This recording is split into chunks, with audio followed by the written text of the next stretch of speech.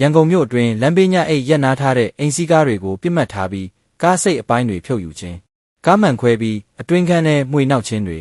မကြာခဏဖြစ်ပွားလာနေတယ်လို့ကားပိုင်ရှင်တွေကပြောပါတယ်။ဖြုတ်ရလွယ်ကူပြီးပြန်လည်ရောင်းချနိုင်တဲ့ကားပစ္စည်းအစိတ်အပိုင်းတွေနောက်ကြည့်မှန်နံပါတ်ပြားနဲ့ရင်မှတ်ပုံတင်ဆိုင်ရာစာရွက်စာတမ်းတွေကိုပြစ်မှတ်ထားခိုးယူနေကြတယ်လို့ဆိုပါတယ်။တောင်ဥက္ကလာပမြို့နယ်မှာနေထိုင်သူတဦးကတော့ခိုးယူသူတွေဟာတဦးတည်းမဟုတ်ပဲအုပ်စုဖွဲ့လှည့်လည်ရှာဖွေပြီးခိုးယူတဲ့ပုံစံမျိုးတွေတွေ့ရတယ်လို့ပြောပါတယ်။သူတို့မှာကားတစ်စီးပါလာတဲ့ခိုးမဲ့ကားကိုအရင်ပတ်ကြည့်တယ်။ပတ်ဝန်းကျင်အခြေအနေကြည့်ပြီးလူတစ်ယောက်ချန်ထားခဲ့တယ်။ပစ္စည်းဖြုတ်ပြီးမှသူတို့ကားနဲ့ပြန်လာယူသွားတယ်လို့ဆိုပါတယ်။တင်ကန်းကျွန်းမြို့နယ်ကကားပိုင်ရှင်တဦးကလည်းကားနောက်ကြည့်မှန်ဖြုတ်ခိုးခံရတာနှစ်ခါရှိပြီ။တခြားကားတွေလည်းမကြာခဏခံရတယ်။ဖြုတ်လို့ရတာအကုန်ယူသွားကြတယ်။နံပါတ်ပြားအခိုးခံရသူတွေလည်းရှိတယ်လို့ပြောပါတယ်။နောက်ထပ်ဖြစ်စဉ်တစ်ခုမှလည်းမနက်စောပိုင်းကားအလန်းမီတန်ကြောင့်ဆင်းကြည့်ရာ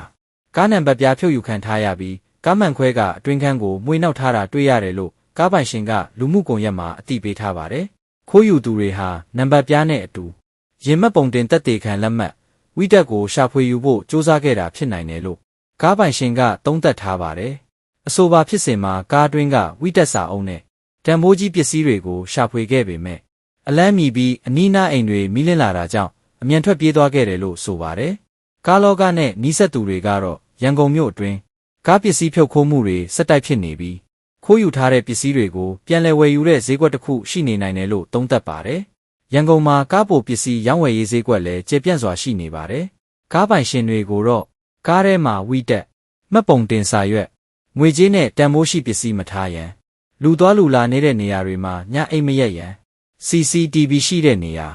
လုံခြုံတဲ့ပါကင်အသုံးပြုရန်ကားလမ်းနဲ့လုံခြုံရေးစနစ်တွေစစ်ဆေးထားရန်သတိပေးထားကြပါတယ်